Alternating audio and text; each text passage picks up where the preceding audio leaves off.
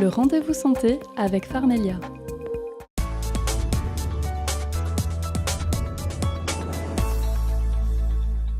Bienvenue dans votre rendez-vous santé sur Alsace 20 avec ce fascicule que vous retrouvez dans toutes les officines et pharmacies. C'est Pharmelia, le numéro d'hiver, vous le voyez.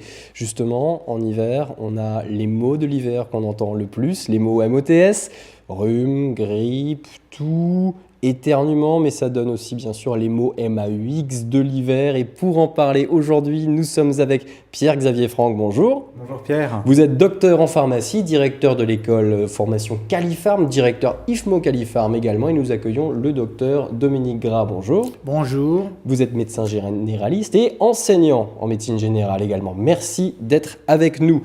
C'est en hiver qu'on attrape bien sûr toutes ces maladies. Est-ce que le froid est responsable, Pierre-Xavier ? Le froid contribue naturellement à disséminer les virus, du moins contribue à leur stabilité. On a différentes catégories de virus et certains sont plus stables par le froid, donc oui. Il faut savoir qu'une équipe de chercheurs de Séoul à l'époque avait mis en évidence qu'il y avait jusqu'à 40 millions de virus par mètre cube d'air, notamment en hiver, donc c'est absolument énorme. Et également que notre système immunitaire est un petit peu plus mis à rude épreuve en hiver qu'en été. Et il y a une raison particulière sur le pourquoi on rencontre plus de microbes en hiver ? Oui, en fait, on les rencontre plus parce qu'on est tous au même endroit, parce qu'il fait froid, donc on va là où c'est chaud. Et moi qui travaille dans un quartier de fac, les amphithéâtres, c'est un très bon lieu de multiplication des virus et de multiplication de rencontres avec les étudiants. Mais moi, mes plus belles angines, je les ai vues en été dans un camping. Ah oui, d'accord. Rien à voir avec l'hiver, en fait. Et tous ces virus, en fait, il y en a beaucoup, en fait, Pierre-Xavier. Il y en a des centaines, il y en a même des milliers. Pour citer quelques-uns d'entre eux, on a par exemple les rhinovirus, à l'origine entre autres des rhumes. On a les adénovirus, à l'origine par exemple des angines, des pharyngites.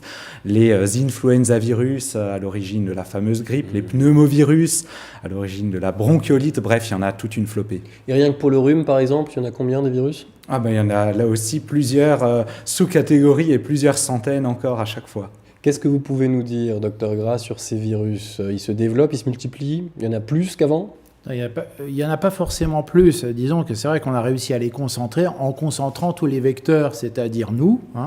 Et il ne faut pas oublier que ce sont des vecteurs, ce sont des virus aériens. Donc, nous les expectorons grâce à la toux, grâce au postillon et tout ça. Et ça fait un espèce de brouillard, de spray à virus. C'est inquiétant tout ça. Non. On a des statistiques qui nous disent qu'en moyenne, un enfant attrape 6 fois le rhume, un adulte 3 fois et une personne âgée dont l'organisme est immunisé une seule fois. C'est une question d'immunité, docteur ? Alors, tout à fait. Alors, quand j'ai des petits-enfants qui arrivent, déjà des nourrissons qui vont aller à la crèche, ils vont commencer à rencontrer leurs petits congénères et tous les virus qui vont avec. Et donc, j'explique aux patients qui viennent au départ pour chaque rhume, alors que c'est pas vraiment nécessaire de venir, que leur enfant va faire entre 20 et 25 infections ORL dans les 3-4 prochaines années. Et ça, autrefois, ça commençait à l'école primaire, quand on rassemblait les enfants à l'école primaire. Ensuite, on a inventé la maternelle, donc ça a permis aux enfants d'être malades un peu plus tôt. Ensuite, on a inventé les crèches, donc ça permet aux enfants d'être malades tout de suite. Voilà. Est-ce que le nez est le grand responsable ? Le nez, c'est là où ça passe, mais c'est pas le responsable. Je veux dire, le responsable, c'est le virus. Alors, c'est vrai que c'est une zone de rencontre. Voilà. Une zone de rencontre entre l'intérieur et l'extérieur. Les virus, comme les allergènes, c'est un autre problème, mais c'est le même principe, vont se retrouver grâce à l'aspiration au niveau de la muqueuse. Et cette muqueuse est faite pour avoir des échanges. Alors évidemment, on va échanger avec les virus et on va faire des infections. Et pour éviter ces infections, Pierre-Xavier, est-ce que le lavage de nez, c'est une solution ? Tout à fait, parce qu'au niveau du nez, on va avoir une production de mucus. Alors, l'organisme est agressé, donc on se protège, on se fait une petite couverture, donc ce mucus. Si on en produit de trop, on a le nez qui coule. Si ce mucus reste en place, ça va créer une inflammation, donc la muqueuse nasale s'épaissit, on a le nez bouché. Donc oui, on va nettoyer le nez avec différents types de solutions. On a bien sûr le sérum physiologique. Ça, c'est grosso modo du sel de cuisine, chlorure de sodium qu'on va mettre dans de l'eau, 9 grammes par litre, et puis on lave le nez comme ça. Et après, il y a toutes les solutions salines d'eau de mer, des catégories qui sont dites isotonique, c'est-à-dire qu'on a la même quantité de sel que dans un sérum physiologique, 9 grammes par litre, mais en plus on a d'autres sels minéraux, du cuivre, du manganèse, etc., qui vont avoir des propriétés anti-inflammatoires et de renforcement de l'immunité. Et puis après, on va aussi se retrouver avec des solutions dites hypertoniques. Cette fois-ci, elles sont dédiées aux nez qui sont bouchés. C'est une teneur en chlorure de sodium de 22 grammes par litre. Donc du coup, vous allez avoir un effet de constriction naturelle. Finalement, on respire mieux. Et il y a aussi des sprays qu'on peut utiliser pour déboucher tout ça, docteur, mais il faut faire attention à l'usage alors. Alors oui, voilà. Quand on a compris que cette zone de rencontre dont je parlais, qui finalement va du nez jusqu'aux bronches, cette zone de rencontre va s'inflammer au contact des virus. Bon, le traitement qui est préconisé là est un traitement qui sert à réduire l'inflammation. Alors, on a deux types de traitements. On a par exemple des produits, des sprays à base de cortisone qui vont réduire par nature l'inflammation, donc réduire la gêne, l'encombrement. Et vous avez d'autres types de produits dont il faut vraiment se méfier, ce sont les vasoconstricteurs. Alors ces vasoconstricteurs ont créé ce qu'on appelle le syndrome de la nasinette. On en voit beaucoup moins maintenant, on en voyait beaucoup autrefois. Des gens qui, avec des vasoconstricteurs, donc qui réduisaient le diamètre des vaisseaux, donc réduisaient l'inflammation, étaient soulagés instantanément. Le seul problème, c'est qu'au bout de quelques heures, il y avait un effet rebond. Donc il fallait en reprendre, et ainsi de suite, et ainsi de suite. Voilà. Ça, c'est le genre de choses qu'on utilise quand même très rarement. Quelquefois, sauf quelqu'un qui a le nez bouché, donc qui pourrait avoir des problèmes en prenant l'avion, puisque ça, en changeant d'altitude, on peut avoir des douleurs, des oreilles très, très douloureuses. Donc, là, c'est une justification pour un traitement très ponctuel. Pour le reste, les produits type anti-inflammatoires, cortisonnés ne posent pas trop de problèmes, sauf si on en prend tout le temps. Eh bien justement, allons voir cette palette de produits dans une pharmacie avec Alsace 20. Regardez. Bonjour. Bonjour. J'ai un gros rhume qui ne passe pas, j'ai le nez bouché, j'ai mal à la tête, je dors pas bien. D'accord. Donc en fait, vous avez un rhume. Alors on va vous donner quelque chose pour vous soulager, bien sûr. C'est quelque chose qui peut se guérir spontanément, mais effectivement, si on prend un traitement, ça se guérit un peu plus rapidement. Est-ce que vous prenez des traitements actuellement ? Rien du tout. Vous n'avez pas de soucis de santé, non, hypertension, insuffisance rénale, rien du tout, à rénale, part mon rhume qui passe pas et qui m'épuise. D'accord. Mais à part ça, tout va bien. Très bien. Déjà, ce qui est important de savoir avec le rhume, c'est de savoir qu'il faut utiliser des mouchoirs jetables. Il faut bien se laver les mains après s'être mouché. L'élément essentiel, c'est de bien laver le nez avec de l'eau de mer. Ça permet d'aider à enlever tout ce qui est virus, etc., de bien laver le nez. Ensuite, je vais vous donner un traitement qui vous aidera à déboucher le nez. Donc, c'est de produits comme Humex Rhume. Donc vous avez dedans des comprimés jour, donc matin, midi et soir, et un comprimé nuit. Donc il faut bien espacer les prises de 4 heures. Les comprimés de la journée comportent un traitement vasoconstricteur, donc ça va éviter que le nez ne soit bouché. Et pour la nuit, vous avez une gélule qui contient un antihistaminique qui va lui par contre stopper ce nez qui coule. Et puis en dedans, vous avez du paracétamol dans chaque comprimé. Donc ça soignera la fièvre et tout ce qui est maux de tête. Et est-ce que je peux faire quelque chose pour éviter que mon mari et mon fils tombent malades ? Alors ce qui est très important, c'est d'aérer la maison, au moins une demi-heure par jour. Ça permet d'enlever tous les virus dans l'air ambiant. Pensez aussi, vous, à continuer à faire une activité physique. On va en sortir régulièrement, ça fait du bien de prendre l'air. Ce qu'il est important de faire aussi, c'est de manger équilibré, de vous rapporter des vitamines, etc., par les légumes, les fruits. Voilà, c'est vraiment important. Évitez d'être en contact avec des fumeurs ou de fumer, si vous fumez. Et pour ma fatigue, je peux prendre un complément en plus ? Alors oui, tout à fait. En plus de l'alimentation équilibrée, il faudrait prendre des vitamines, par exemple du type Alvitil. Donc ça, ce sont des vitamines que vous pouvez prendre le matin. Ça permet de combler des carences et de vous aider à vous requinquer un peu plus rapidement.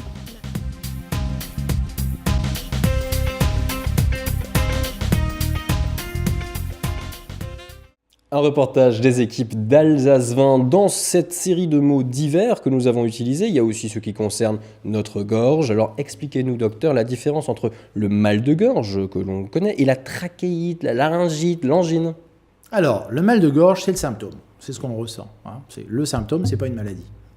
Donc, ce mal de gorge peut être relié à soit une vraie angine, c'est-à-dire là, c'est vraiment les amygdales qui sont prises. Et donc là, ça se voit. Alors évidemment, le patient ne peut pas le voir, sauf s'il ouvre devant un miroir. Enfin, c'est pas toujours facile.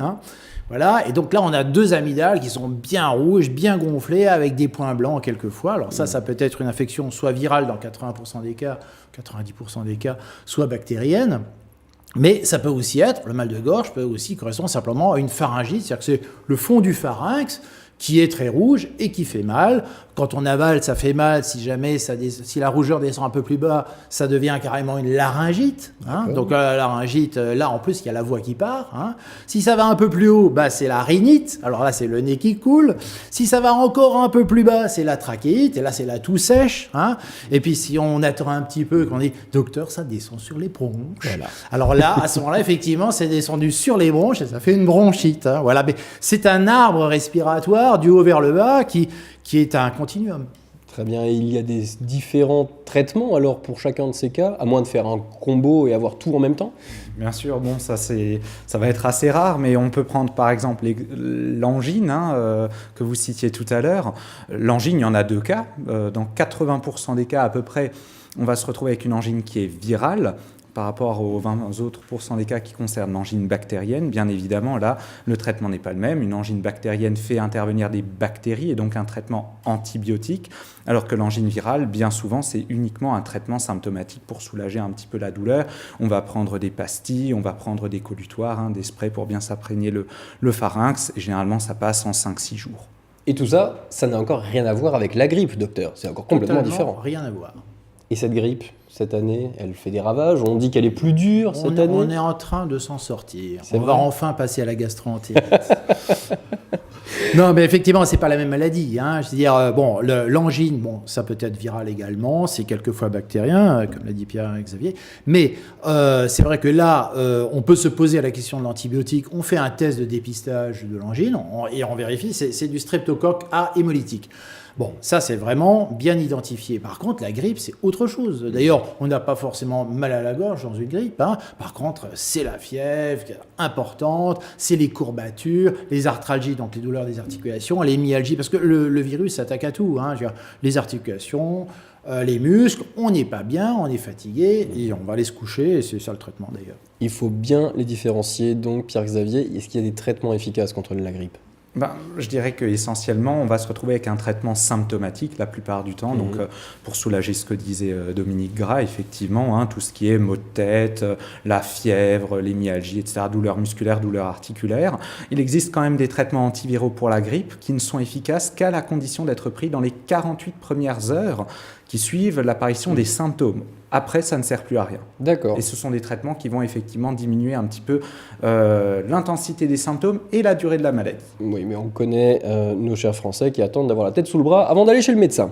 Docteur Gras, est-ce que la prévention, ça a vraiment fait quelque chose ces dernières années? On a parlé du vaccin, on a parlé du fait de se laver les mains tout le temps. La population, est-ce qu'elle est informée? Oui, la population, elle est informée. Maintenant, est-ce qu'elle accepte cette information? C'est un autre problème. Je veux dire, moi, je me bagarre pour que les gens soient vaccinés contre la grippe. C'est une vraie bagarre. Je n'arrête pas d'entendre « Ah oui, mais moi, docteur, vous comprenez, j'ai eu le vaccin et après, j'étais très malade. » Ça pourrait très bien être une autre maladie. Justement, c'est la confusion entre grippe et autre chose. Quand on est vacciné contre la grippe, on n'est pas vacciné contre le rhume. Donc c'est vraiment autre chose. Donc, il y a un message de prévention qui essaye de passer. Moi, je ne suis pas sûr qu'il passe vraiment bien auprès de la population. Par contre, il y a des choses très simples que j'ai entendues à la radio là récemment et qui sont vraies. Se moucher dans la manche. Alors c'est vrai que c'est pas habituel, mais là j'étais avec des confrères québécois et ils toussaient pas mal. Et ils étaient tous en train de tousser comme ça et je trouvais ça bien. Nous on n'a pas l'habitude, on continue quand même comme ça. Mais c'est vrai que là c'est le meilleur moyen de le passer après aux autres. Donc c'est vrai que le fait de faire comme ça, d'utiliser des mouchoirs jetables, c'est effectivement des choses qu'il faut faire. Mais en premier, contre la grippe, c'est quand même le vaccin qui ne marche pas à 100%, mais qui, même s'il ne marche pas à 100%, permet quand même une réduction des symptômes et ça peut éviter des morts quand même.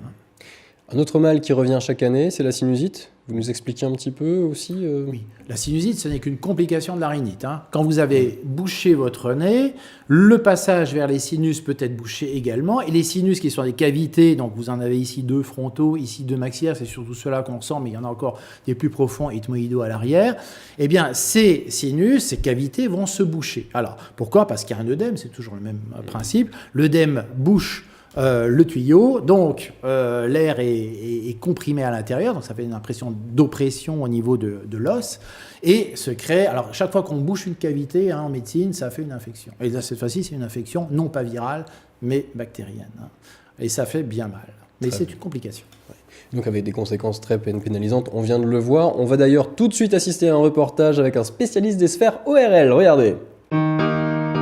Une sinusite, c'est une infection des sinus de la face. Les sinus de la face, ce sont des cavités qui sont globalement autour des fosses nasales. Elles communiquent avec les fosses nasales par des petits orifices qu'on appelle des ostias. Il y a plusieurs sinus. Vous avez les sinus maxillaires, les sinus frontaux que les gens connaissent à peu près, et puis des petits sinus qui sont vers les yeux qu'on appelle l'ethmoïde, et un sinus qui est tout à fait au fond, au milieu de la tête, qui s'appelle le sphénoïde. Quand ces sinus s'infectent, c'est une sinusite, qui peut être ou aiguë ou chronique. Il y a deux grandes sources de sinusite. Vous avez les sinusites d'origine dentaire, qui sont en général unilatérales, qui ne sont pas plus saisonnières, il n'y en a pas plus en été qu'en hiver ou inversement, et la plus grande partie des sinusites est consécutive à un rhume. La sinusite va être différente du rhume parce que on va avoir assez rapidement, et même si la plupart sont virales au départ, on va avoir assez rapidement une surinfection bactérienne. Ce qui veut dire qu'au début, pendant 2, 3, 4 jours, ça va se traiter, sauf des formes compliquées ou particulières, de manière symptomatique, avec des antalgiques, donc des médicaments pour la douleur, des décongestionnants, des pulvérisations nasales. Et puis, si la sinusite vraiment s'installe, avec une douleur qui augmente, de la fièvre, à ce moment-là, on va passer aux antibiotiques. La prévention de la sinusite, ça va être la prévention et le traitement du rhume. Il y a beaucoup moins de sinusite que le pensent les gens. Et souvent, dès qu'on a un petit peu mal ici ou un petit peu mal là, on dit que c'est une sinusite alors que c'est juste une douleur ou une pesanteur satellite d'un rhume. Donc il ne faut pas se précipiter en pensant qu'on a une sinusite, qu'il va falloir prendre des antibiotiques. Il faut prendre les choses calmement, faire un traitement symptomatique, et ce n'est que s'il y a vraiment des signes localisés avec une douleur qui devient intense, qui devient pulsatile, qui augmente quand on penche la tête en avant, un mouchage qui devient purulent, de la fièvre, que là on est en présence d'une sinusite. Un reportage des équipes d'Alsace 20. On passe tout de suite aux bons conseils indispensables pour éviter et soigner certains maux. Qui commence, Pierre-Xavier ? Je vais vous dire qu'il faut se laver les mains régulièrement, eau et savon, ou alors quand on est en déplacement, la solution hydroalcoolique. Effectivement, comme le disait Dr Gras, utiliser des mouchoirs en papier jetables, pas le traditionnel mouchoir en tissu. Se moucher dans la manche, éternuer dans la manche, ça commence déjà bien comme ça. Et après chaque éternuement où on s'est raté, il y en a sur les mains, se laver les mains, bien sûr. Dr Gras, vos conseils ? Exactement les mêmes. Il y a aussi des rencontres qui sont prévues, Pierre-Xavier, pour les maux de l'hiver avec les différentes pharmacies ? Tout à fait, le réseau de pharmacies Pharmelia propose à nouveau de nombreux événements autour des maux de l'hiver, avec un cahier de formation pour les équipes officinales et également un cahier pour le patient avec des questions à renvoyer à Pharmelia pour avoir une carte. Voilà, tout est expliqué à l'intérieur comme d'habitude. Et tout est expliqué également dans le magazine Pharmelia, le numéro d'hiver, et sur pharmelia.com, magazine que vous retrouvez d'ailleurs gratuitement dans toutes vos pharmacies. Merci beaucoup Pierre-Xavier, Dr Gras, d'avoir été avec nous aujourd'hui. Et restez en bonne santé pour cette fin d'hiver. On va le faire. Même, merci. À très bientôt sur Alsace 20.